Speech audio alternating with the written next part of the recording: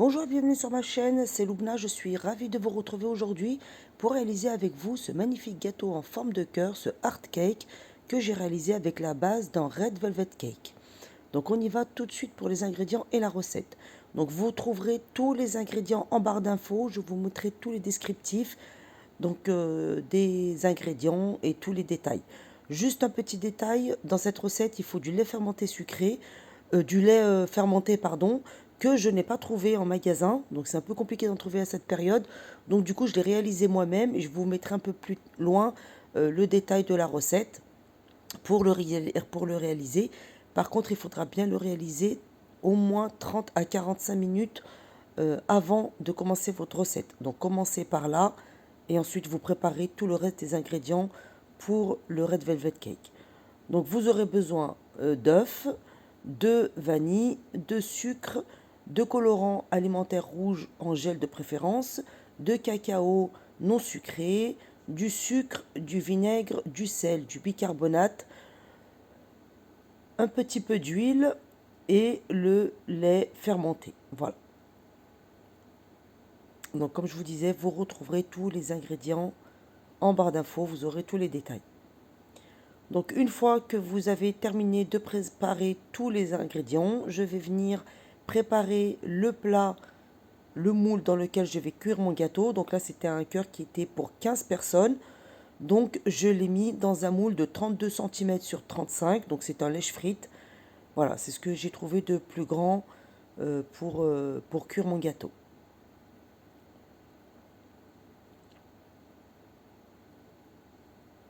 Donc vous le chemisez bien à l'aide de papier cuisson.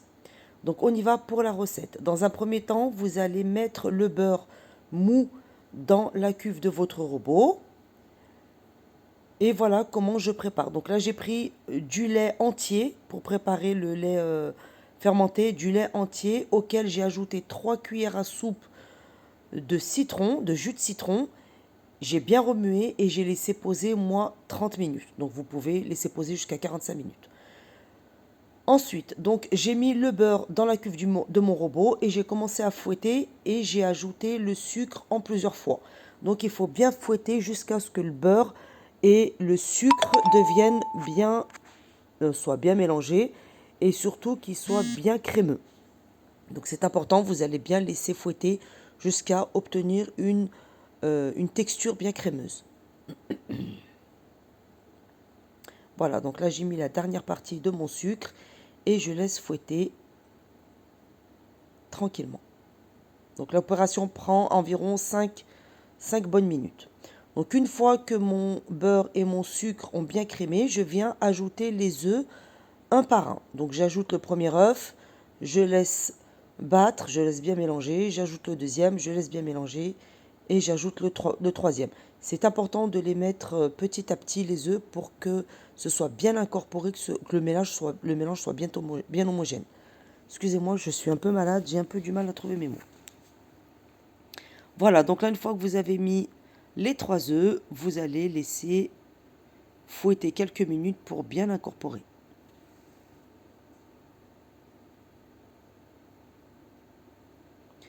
Donc n'hésitez pas à arrêter de fouetter et de corner la cuve du robot à l'aide d'une maryse pour bien que tout soit bien homogène. Voilà, parce que vous allez voir qu'il risque de rester des morceaux de beurre au fond de la cuve.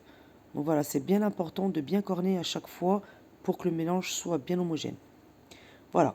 Ensuite, vous allez ajouter le verre d'huile, donc l'huile. C'est de l'huile de tournesol. Et la vanille. Donc la vanille, c'est l'équivalent d'une cuillère à café. Et vous allez remettre à fouetter pour bien mélanger. Voilà, donc là vous voyez que ma crème est bien onctueuse et qu'elle a bien doublé de volume.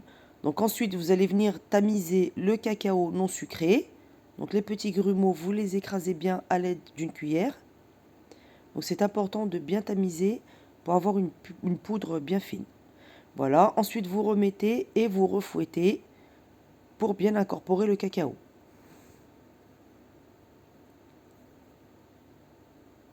Donc vous y allez en petite vitesse Sinon, le cacao risque de s'envoler de partout. Donc, allez-y vraiment en petite vitesse pour commencer déjà.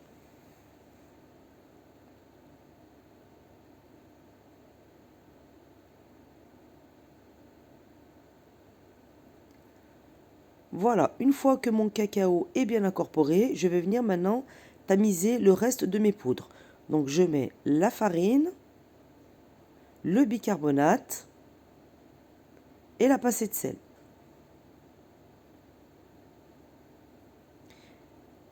Et je tamise tout ça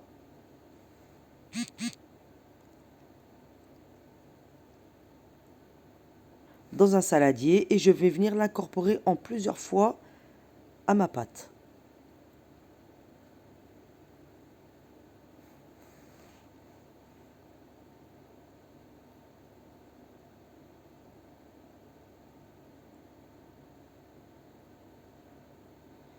Donc là, je viens verser le vinaigre dans mon lait fermenté et j'y ajoute le colorant en gel rouge. Donc dans un premier temps, je mets du colorant et puis vous verrez si vous trouvez que la couleur n'est pas assez rouge, n'est pas assez foncée, vous rajouterez du colorant petit à petit. Voilà, donc là, maintenant, ce que je vais faire, je vais venir incorporer mes poudres et mon lait fermenté, donc en alternance. Donc vous allez mettre un petit peu de poudre sur la pâte, vous allez fouetter, vous allez remettre à fouetter pour incorporer les farines. Et ensuite, vous allez mettre, une fois que la farine est bien incorporée, vous allez venir verser un petit peu du lait fermenté. Ensuite, vous allez laisser incorporer le lait fermenté et ainsi de suite. Vous alternez entre la farine et le lait. Donc là, j'ai mis une première partie de ma farine. Je la laisse s'incorporer à ma pâte.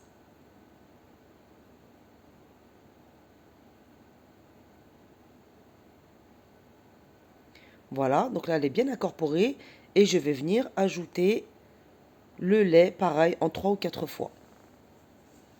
Donc pareil, vous laissez bien incorporer le lait. Et ensuite, vous remettez de la farine et ensuite du lait. Et ainsi de suite jusqu'à ce qu'il n'y ait plus de farine ni de lait. Donc là, je vais venir en mettre une deuxième partie. Donc là, pareil, hein, si vous voyez que le colorant n'est pas assez foncé, que la pâte n'est pas assez foncée, n'hésitez pas à rajouter du colorant en gel ou en poudre, toujours. Ne jamais rajouter du colorant alimentaire liquide. Voilà, parce que ça modifie un petit peu la texture de votre pâte. Donc là, je remets un petit peu de lait et je laisse fouetter pour bien incorporer.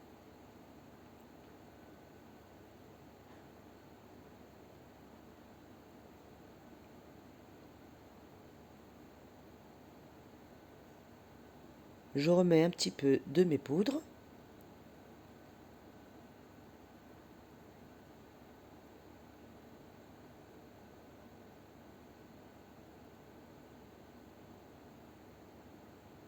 Donc si vous arrivez à trouver dans le commerce, en magasin, du lait fermenté, donc pas de souci, hein, vous utilisez directement du lait fermenté et vous mettez dedans votre colorant comme je l'ai fait.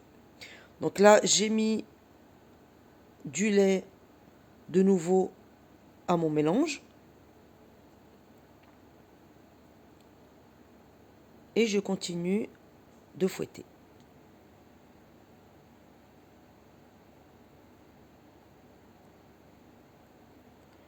Voilà, donc là vous voyez que ma pâte est bien onctueuse, qu'elle est bien lisse, qu'elle est bien brillante. Donc c'est pour ça c'est important d'y aller étape par étape et de ne pas fouetter trop vite. Voilà, donc une fois que vous avez terminé tous vos mélanges, que votre pâte est bien homogène et bien lisse, donc vous pouvez verser dans votre plat. Bien sûr, au préalable, vous aurez préchauffé votre four à 180 degrés. Voilà, donc moi j'ai versé ma pâte et je suis venue l'étaler à l'aide d'une petite spatule. Donc il faut essayer d'avoir quelque chose de bien régulier, pas des endroits qui seront plus épais que d'autres, pour que par la suite on puisse avoir un beau gâteau bien régulier, bien droit. Donc là, essayez d'étaler pour avoir quelque chose de bien régulier. Voilà, donc une fois que vous avez bien étalé votre pâte, vous allez enfourner entre 20 et 25 minutes à 180 degrés. Donc là, voilà, mon gâteau est cuit, donc je viens de le sortir du four. Donc je vais le laisser refroidir tranquillement avant de le démouler. Donc là, voilà, j'ai démoulé mon gâteau, il a bien refroidi. Donc je l'ai démoulé assez facilement, hein, vu qu'il y a la feuille de papier cuisson, ça permet vraiment un démoulage plus rapide. Donc ensuite, je viens prendre donc le gabarit de mon cœur, du cœur que je vais utiliser pour mon gâteau. Donc je regarde que le cœur soit bien assez, enfin que le gâteau soit assez grand. Mais bon, ça j'avais quand même préparé en avance, hein. Avant de faire cuire votre gâteau, faites bien attention que le cœur, enfin que le patron soit assez grand ou assez petit pour, euh, pour qu'il y ait assez de pâte en fait, hein. Donc faites attention qu'il y ait pas, votre gabarit ne soit pas trop grand par rapport à votre génoise. Donc là, j'ai posé donc le cœur en carton et j'ai découpé tout autour ma génoise à l'aide d'un couteau. Voilà, donc j'ai coupé l'extérieur et l'intérieur. Et vous venez enlever, retirer tout ce qui est en trop. Voilà, donc là vous voyez qu'on a une belle génoise qui a quand même bien monté. Donc ensuite, bah, s'il y a des endroits qui ne sont pas bien droits, bah, vous ajustez, hein, tout simplement pour avoir un cœur bien joli, bien droit. Voilà, donc moi j'ai fini de préparer donc le cœur. Voilà, donc là maintenant je vais venir le démouler. Donc je vais mettre une feuille de papier cuisson par-dessus et un plateau. Et je viens le retourner sur lui-même et je retire la feuille de papier cuisson qui se trouve en dessous.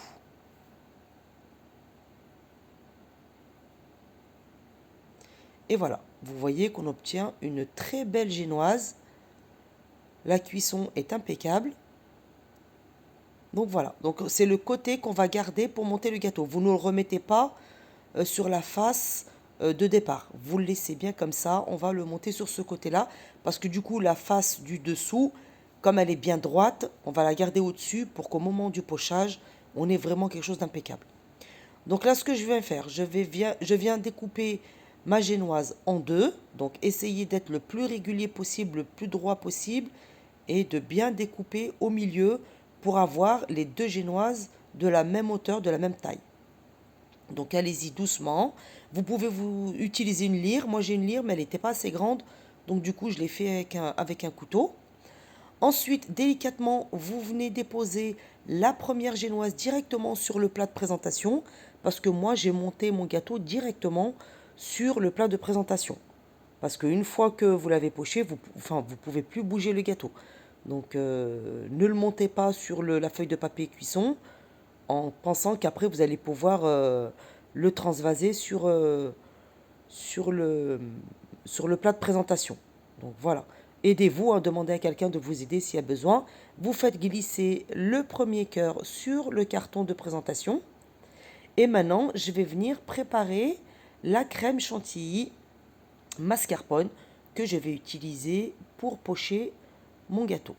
Donc dans la cuve d'un robot bien froid, je l'ai mis environ 15 minutes au congélateur. Vous allez mettre le mascarpone, la crème liquide bien froide, entière, 30% minimum de matière grasse et le sucre glace. Vous allez y ajouter une cuillère et demie à café de chantilly fixe, donc pour fixer la chantilly. Si vous n'en avez pas, c'est vraiment pas obligatoire, c'est pas grave, hein, parce qu'avec le mascarpone, la chantilly va bien se tenir. Donc je viens tamiser le sucre glace et le fixateur de chantilly directement sur le mascarpone et sur ma crème.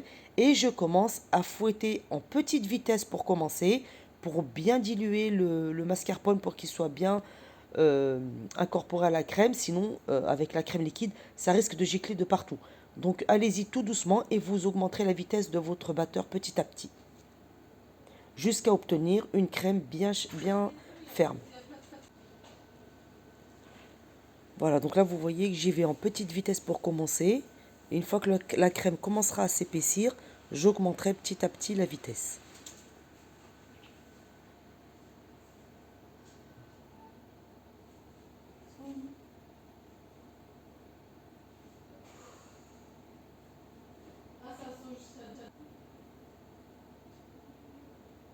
Voilà, donc là, vous voyez que la crème commence à épaissir. Et après, là, ça va aller très vite. Donc, bien surveiller votre crème, de ne pas la laisser fouetter trop longtemps, sinon elle risque de trancher, de retomber. Et là, c'est irrécupérable. Donc, bien surveiller votre crème. Donc là, vous voyez que j'ai augmenté légèrement la vitesse. Et dès que je vois qu'elle se tient bien, qu'elle est bien épaissie, j'arrête.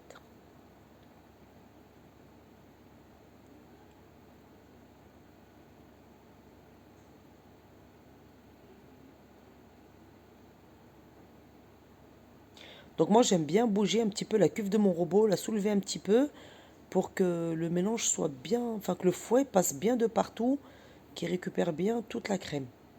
Voilà, donc là, j'ai arrêté de fouetter. Vous voyez qu'on obtient une crème qui est très ferme. Donc là, vous arrêtez. Et là, j'ai préparé donc mes framboises que je vais utiliser à l'intérieur du hard cake. Donc maintenant, ma crème, je viens la débarrasser dans une poche à douille. Donc aidez-vous d'un grand verre pour remplir votre poche. C'est beaucoup plus simple, c'est vraiment très pratique. Voilà, donc là, j'ai mis la crème dans ma poche et j'ai utilisé une douille unie. Vous pouvez utiliser également une douille cannelée si vous voulez avoir des petits motifs avec votre crème. Donc moi j'ai utilisé une douille unie. Ensuite, j'ai légèrement imbibé le gâteau. Ce n'est pas obligatoire parce que c'est un gâteau qui est déjà très moelleux. Mais bon, comme il était quand même un petit peu épais, j'ai préféré l'imbiber légèrement avec un sirop d'imbibage que vous trouverez la recette sur ma chaîne. C'est de l'eau, du sucre que j'ai fait bouillir une dizaine de minutes et ensuite j'ai ajouté de la vanille liquide. Et ensuite j'ai bien laissé refroidir. Donc une fois que j'ai rajouté mon sirop d'imbibage, je vais pouvoir venir commencer à pocher ma crème sur, tout, sur toute la surface de la génoise. Donc vous y allez en commençant par l'intérieur. Ensuite, vous faites l'extérieur et ensuite, vous pocherez le milieu du gâteau.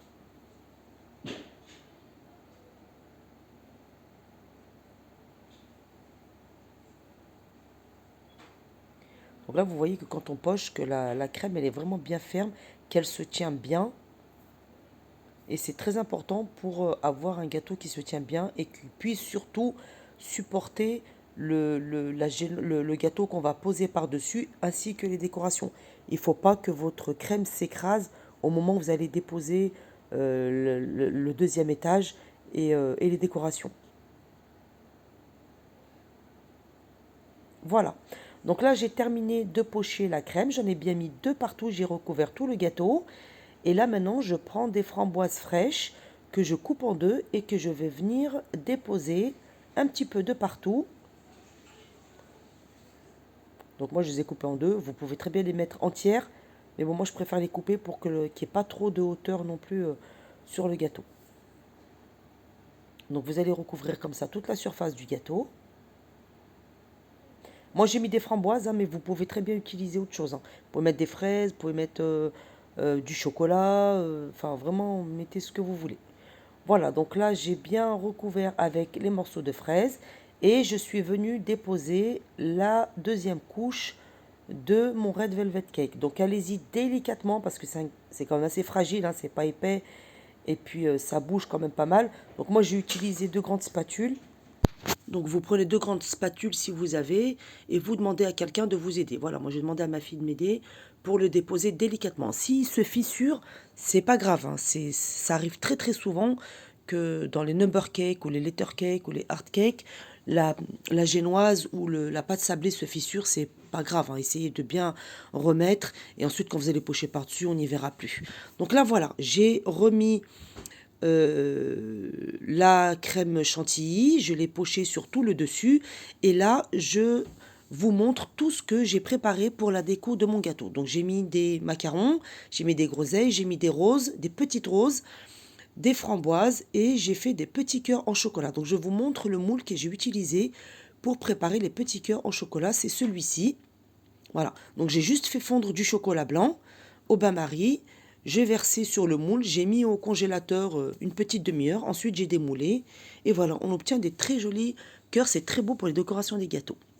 Voilà, donc là, je vais vous montrer maintenant comment j'ai décoré mon gâteau. Après, bien sûr, la décoration, c'est propre à chacun. Vous pouvez décorer vraiment comme vous voulez vos gâteaux.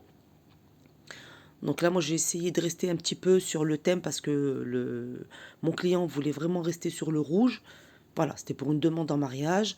Donc c'est pour ça que j'ai mis des roses rouges, j'ai mis des macarons. Voilà, pour obtenir une belle décoration, un beau gâteau.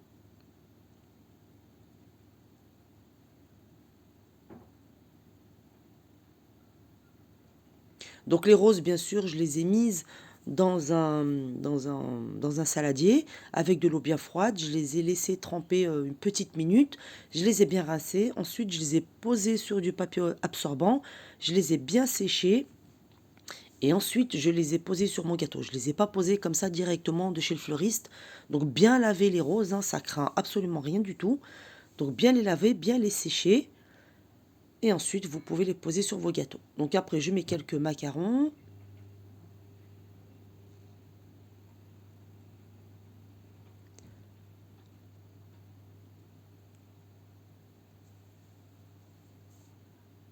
Voilà.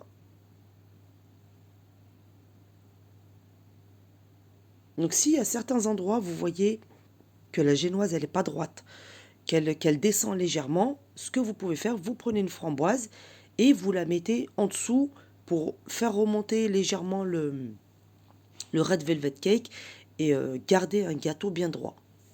Donc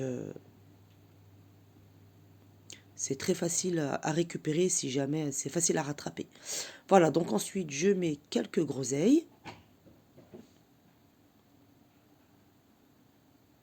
pour terminer la décoration et ensuite je viens déposer les petits cœurs en chocolat que j'ai réalisés.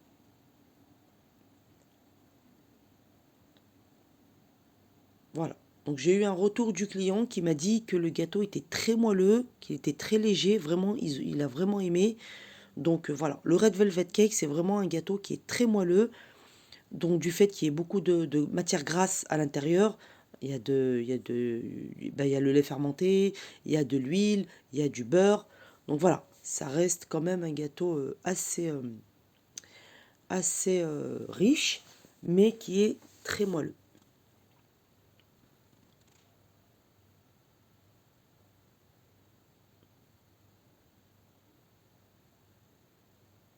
Voilà, donc là je peaufine les dernières décorations. Voilà, donc là je l'ai mis au réfrigérateur. Donc moi je l'ai préparé la veille pour le lendemain. Comme ça je l'ai mis au réfrigérateur et je l'ai laissé figer, bien refroidir toute la nuit pour qu'il se tienne bien. Et ensuite ben, je l'ai emballé et puis voilà, le gâteau n'a pas bougé, il s'est pas affaissé, voilà, il a vraiment bien tenu du fait que la crème était aussi bien ferme. Donc ensuite, pour terminer la décoration, donc j'ai pris un petit peu de, alors vous pouvez mettre ou du colorant doré, donc un colorant que vous commandez sur style Planète Gâteau, hein, c'est de la peinture métallique que vous pouvez commander sur Planète Gâteau, enfin sur les sites de gâteaux, ou vous pouvez tout simplement prendre de la poudre pailletée moi je mélange avec de la vanille liquide à l'aide d'un pinceau, et ensuite je suis venue en mettre un petit peu sur les roses et j'ai déposé également quelques feuilles d'or, voilà, pour faire ressortir le rouge des fleurs, le rouge du gâteau. Voilà, vraiment beau rendu, vraiment magnifique. Donc j'espère que la recette de ce gâteau vous a plu. Si c'est le cas, n'hésitez pas à vous abonner à ma chaîne. Partagez la vidéo, likez également la vidéo si vous avez aimé. Vous pouvez aussi me laisser des messages, des commentaires pour me poser toutes vos questions et j'y répondrai avec un grand plaisir. Voilà, donc moi je vous dis à très bientôt pour une nouvelle recette, pour une nouvelle vidéo et je vous souhaite une très belle journée.